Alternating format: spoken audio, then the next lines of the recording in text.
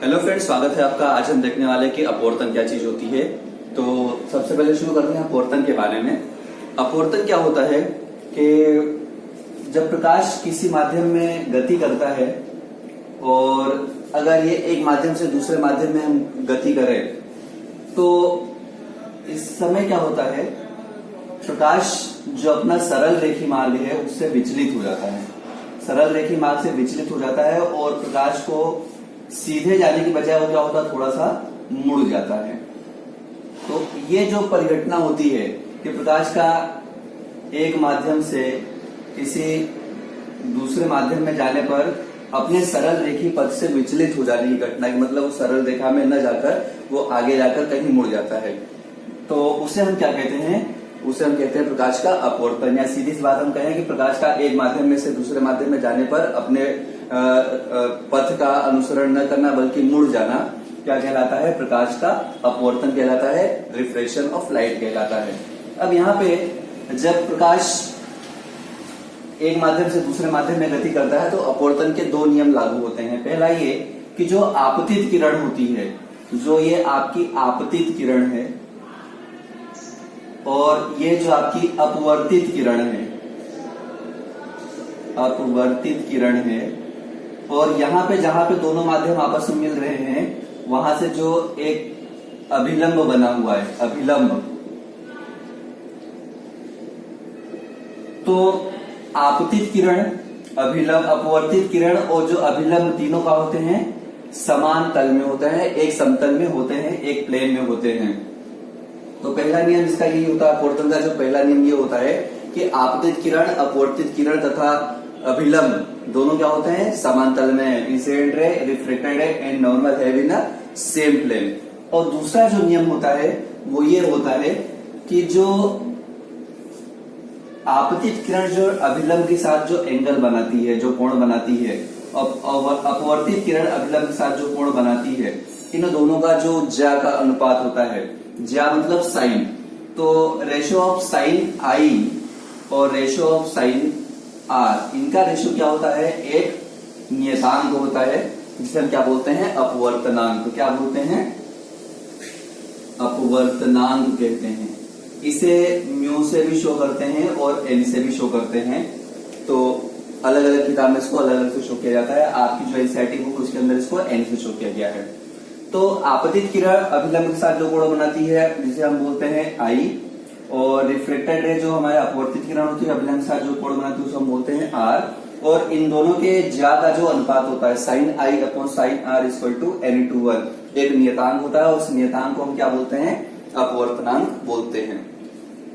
इसको हम N2 upon N1 भी लिखते हैं। तो इस हिसाब से अगर देखा जाए तो मैं इसको N1 sine i equal to N2 sine r लिख सकता हूं। तो ये जो आपको नियम दिखाई दे रहा है, इस नियम को हम बोलते हैं स्नेल का नियम। क्या बोलते हैं, स्नेल नियम कहते हैं। तो अपवर्तन का जो दूसरा नियम होता है, लॉ ऑफ रिफ्लेक्शन का जो सेकेंड लॉ होता है वो क्या होता है, स्नेल लॉ होता है। ये आपको याद रखना चाहिए। और ये जो है ये भी क्या है, स्नेल लॉ ही कहलाता है। तो अपवर्तन के बारे में हमने क्या पढ़ा कि जब प्रकाश किरण एक माध्यम से दूसरे माध्यम में जाती है तो अपने सरल रेखीय पथ या एक दिशा में सीधे चलने वाली जो पथ से उससे थोड़ी सी विचलित हो जाती है। और इस विचलन की घटना को हम क्या बोलते हैं, अपने राह को परिवर्तित, प्रकाश की अपनी राह को परिवर्तित करने की घटना को हम क्या बोलते हैं, अपवर्तन कहते हैं। अपवर्तन। अब यहाँ पे समझने वाली एक चीज और है कि प्रकाश किरण जब विरल माध्यम से सघन माध्यम में जाती है, विरल माध्यम से सघन माध्यम, विरल माध्यम क्या होते हैं, जैसे आपका वायु हो गया, जैसे आपका निर्वात हो गया, और इसके कंपेरिजन में जो आपका दूसरा माध्यम होता है, चाहे पानी हो गया, चाहे कांच हो गया या फिर और कुछ हो गया, ये क्या कहलाता है, सघन माध्यम कहलाता है। तो जब प्रकाश किरण विरल माध्यम से सघन माध्यम में जाती है तो क्या होती है, अभिलंब की ओर मुड़ जाती है, अभिलंब की ओर झुक जाती है। यहाँ पे देखो ये सीधे जा रहा है लेकिन ये प्रकाश किरण क्या होती है, इस ओर थोड़ी सी झुक जाती है। और इसका उल्टा क्या होता है कि जब प्रकाश किरण सघन माध्यम से विरल माध्यम में जाती है तो क्या होती है, अभिलंब से दूर हट जाती है। ये चीज आपको याद रखनी है। यहाँ पे एक और चीज मैं आपको बताऊं कि जो Na21 है, Na21 का मान अगर 1 से ज्यादा होता है n/1 का मान अगर 1 से ज्यादा होता है, मतलब sin i upon sin r का मान 1 से ज्यादा होता है, तो यहाँ पे जो r होता है वो क्या होता है, r is less than i। जो r होता है वो i से कम होता है, और इस स्थिति में जो पहला वाला माध्यम होता है वो दूसरे वाले माध्यम की अपेक्षा क्या होता है, विरल होता है। या फिर मैं कहूँ कि जो दूसरा वाला माध्यम होता है वो पहले माध्यम की अपेक्षा क्या होता है, सघन होता है। अगर n/1 लेस देन 1 होता है तो दूसरा माध्यम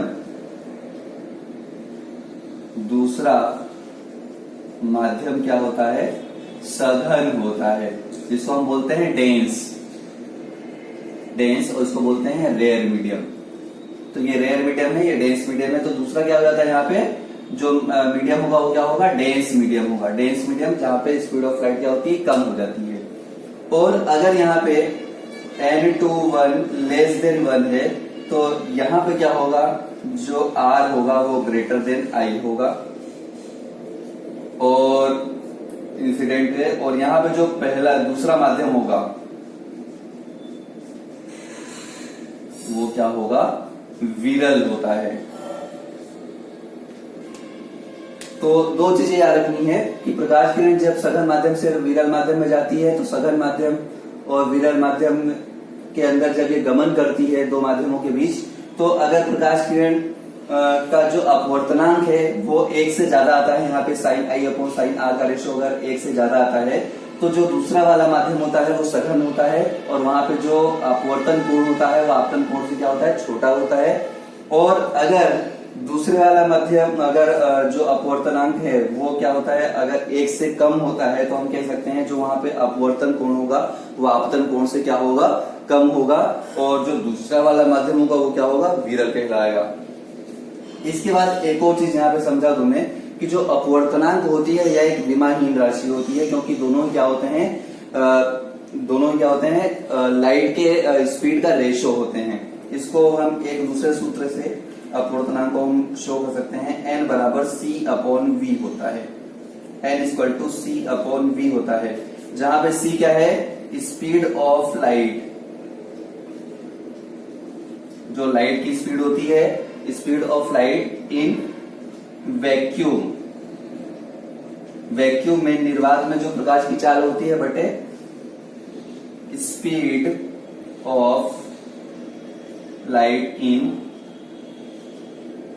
मीडियम। माध्यम में, पहले माध्यम में पहला जो है प्रकाश की जो चाल होती है प्रकाश की जो चाल वो निर्वात में कितनी है बटे प्रकाश की चाल किसी माध्यम में जब प्रकाश गमन करता है तो कितनी होती है, उन दोनों का जो रेशो होता है उसे हम क्या बोलते हैं, अपवर्तनांक कहते हैं। और यह क्या होती है, विमाहीन राशि होती है। तो दो चीजें हमने यहाँ पे पढ़ी कि एक अपवर्तनांक क्या होता है, दूसरा क्या होता है, अपवर्तन क्या होता है। इसको अच्छे से आप लोग समझ लीजिए क्योंकि बेसिक चीज है। आगे हम पूर्ण आंतरिक परावर्तन जो, अच्छा अपवर्तनांक जो होता है, अपवर्तन जो होता है, इसका हमारे डेली लाइफ में बहुत सारे फिनोमिना दिखते हैं, जैसे एटमॉस्फेरिक रिफ्लेक्शन जो हमारा वायुमंडलीय अपवर्तन होता है, उसके कारण जो तारे होते हैं वो टिमटिमाते हुए प्रतीत होते हैं। जो सूरज का सूर्योदय और जो सूर्यास्त होता है वो भी क्या होता है, अग्रिम सूर्योदय और विलंबित सूर्योदय, early sunrise and delay sunset जो होता है वो भी क्या होता है, अपवर्तन के कारण होता है। सूर्य का जो लाल दिखाई देना होता है, सूर्य जब उगता है और जब अस्त होता है, एट द सनराइज और सनसेट के टाइम पे जो रेडिश होता है सन का कलर, वो किसके कारण होता है, अपवर्तन के कारण होता है। तो ये सारी जो फिनोमिना है वो सब क्या है, अपवर्तन के कारण होते हैं। तारों का टिमटिमाना, सूर्य का विलंबित सूर्यास्त, अग्रिम सूर्योदय जो होता है, सूर्य का लाल दिखाई देना सूर्योदय सूर्यास्त के समय, और मरीचिका आपने एक सुना होगा कि जो हमारे रेगिस्तान होते हैं उनके अंदर बहुत दूरी पे अगर कोई चीज हम देखते हैं तो वहां पे पेड़ जो होते हैं उल्टे लटके हुए दिखाई देते हैं। तो ये जो घटनाएं होती हैं, मरीचिका की जो घटना होती है, ये सारी क्या होती है, ये अपवर्तन के कारण ही होती है। अपवर्तन की घटनाएं, इनको हम बोलते हैं एटमॉस्फेरिक रिफ्लेक्शन, वायुमंडलीय अपवर्तन। वायुमंडल के कारण जो अपवर्तन की घटना होती है उसे हम क्या बोलते हैं, वायुमंडलीय अपवर्तन कहते हैं। बेसिक यहाँ पे आपको दो चीजें याद रखनी है कि जो रिफ्लेक्शन होता है वो क्या होता है, अपवर्तन क्या होता है, और उसका ये जो sine i upon sine r equal to n/1 जो आपको यहाँ स्नेल्स लॉ जो मैंने बताया, ये मेन इस पूरे चैप्टर के अंदर इंपॉर्टेंट रहेगा, आगे जो भी हम यहाँ पे डेरिवेशन करने वाले हैं। अब इसके बाद हम शुरू करते हैं पूर्ण आंतरिक परावर्तन। पूर्ण आंतरिक परावर्तन क्या होता है? अब यहाँ पे जो है टोटल इंटरनल रिफ्लेक्शन, परावर्तन, रिफ्लेक्शन, एक्चुअली रिफ्लेक्शन नहीं, reflection, FLACTI, reflection, total internal reflection, पूर्ण आंतरिक परावर्तन। अब ये जो पूर्ण आंतरिक परावर्तन होता है वो क्या होता है? तो यहाँ पे हमने क्या किया, एक मीडियम ले लिया। यहाँ पे हमने ले लिया जो मीडियम है वो क्या है, डेंस मीडियम है, मतलब सघन माध्यम है। और ये जो माध्यम है वो हमने क्या ले लिया, विरल माध्यम ले लिया। और इसके अलग अलग पॉइंट पे हमने क्या कर दिया, एक नॉर्मल बना दिया।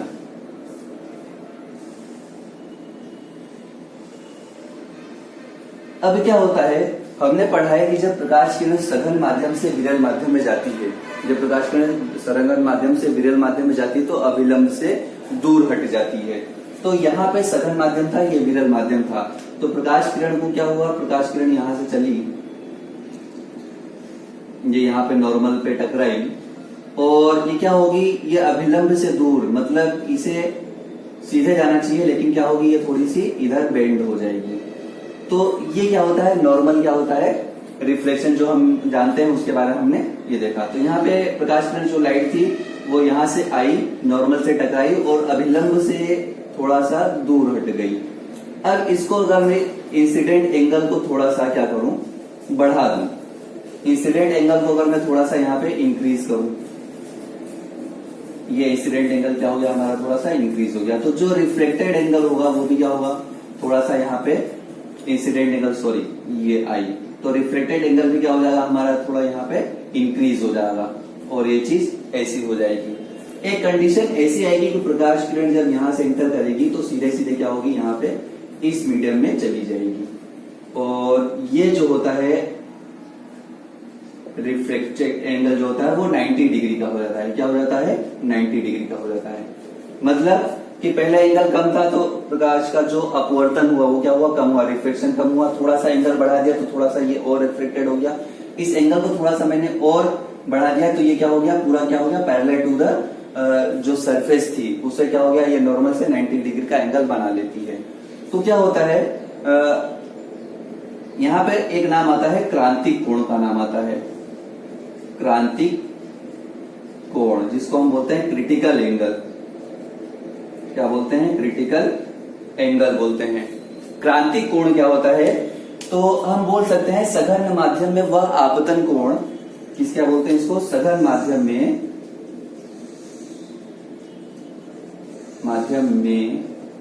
वह आपतन कोण, वह आपतन कोण जिसके लिए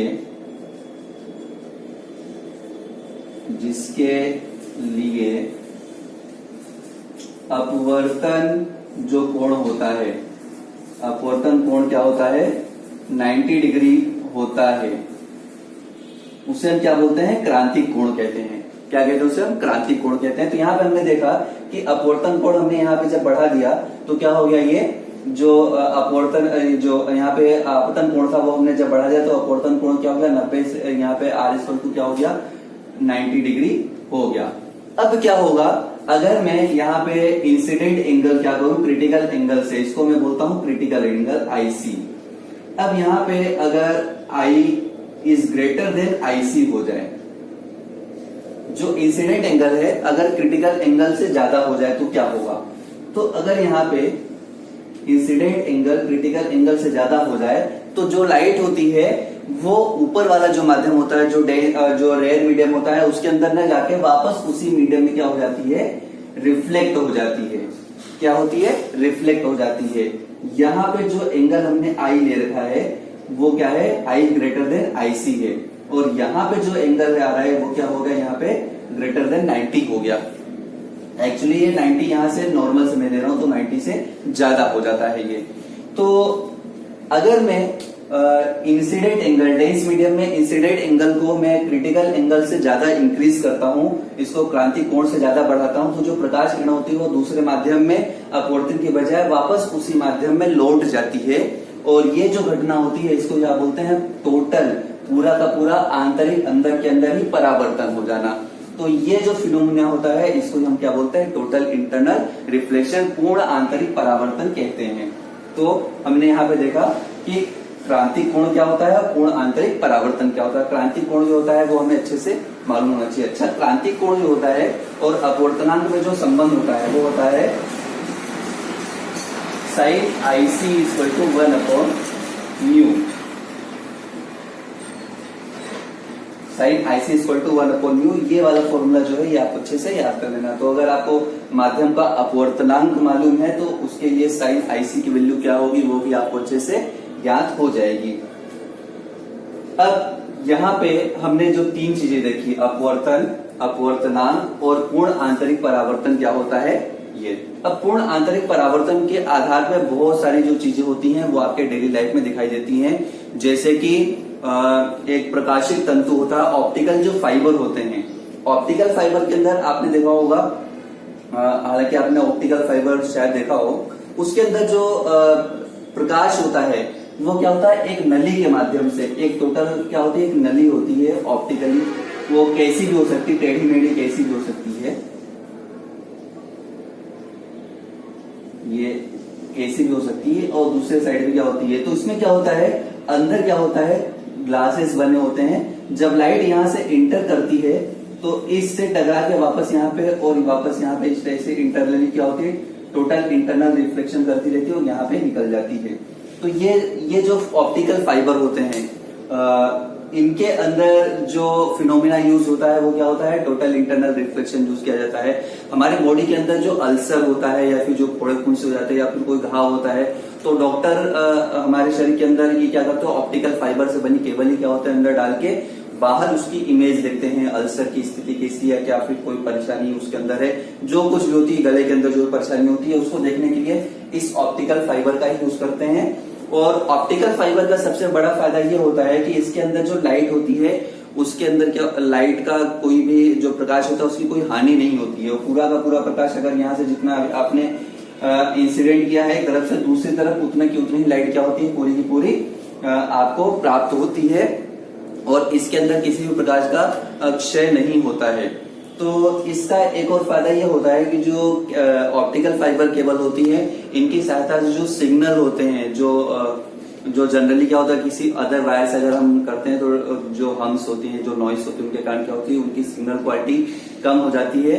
तो अलग अलग जगह पे एम्पलीफायर लगाए जाते हैं। लेकिन जो ऑप्टिकल फाइबर होते हैं इनकी यूज करके हम बहुत लंबी दूरी तक प्रकाश को बिना क्षय किए हुए, बिना लाइट डिके के क्या हो सकते हैं, काफी दूर तक सिग्नल को, लाइट सिग्नल को हम क्या करते हैं, भेज सकते हैं। तो ऐसे बहुत सारे यूज होते हैं ऑप्टिकल टोटल इंटरनल रिफ्लेक्शन का। आपने देखा, आपने बहुत सारी डेली लाइफ में ऐसी चीजें देखी होंगी। आपके मोबाइल का जो कवर होता है अगर ट्रांसपेरेंट होता है तो अगर आप आपके मोबाइल का जो टॉर्च होती है वो बंद कर देते हैं रात के टाइम, तो आपका जो कवर होता है वो साइड से क्या होता है, चमकने लगता है। तो वो इसलिए चमकने लगता है, भले आपका जो लाइट है वो, जो टॉर्च लाइट है वो नीचे हो, अगर आप उसको दबा देते हैं तो भी आपका जो कवर होता है वो क्या होता है, चमकने लगता है। ऐसा आप देख सकते हैं अगर आप करना चाहें तो व्हाइट कवर के साथ। तो आपको ये सारी जो चीजें हैं वो जो फिनोमेना होता है वो टोटल इंटरनल रिफ्लेक्शन के कारण ही होता है। तो आज के वीडियो में हमने क्या देखा, अपवर्तन क्या होता है, अपवर्तनांक क्या होता है, और टोटल इंटरनल रिफ्लेक्शन क्या होता है, और क्रिटिकल एंगल क्या होता है, उसके बारे में हमने पढ़ा। तो इस वीडियो को लाइक कीजिए, शेयर कीजिए, सब्सक्राइब कीजिए, जहां तक वो ज्यादा से ज्यादा स्टूडेंट्स तक पहुंचाइए ताकि सभी का फायदा हो सके। तब तक के लिए जय हिंद।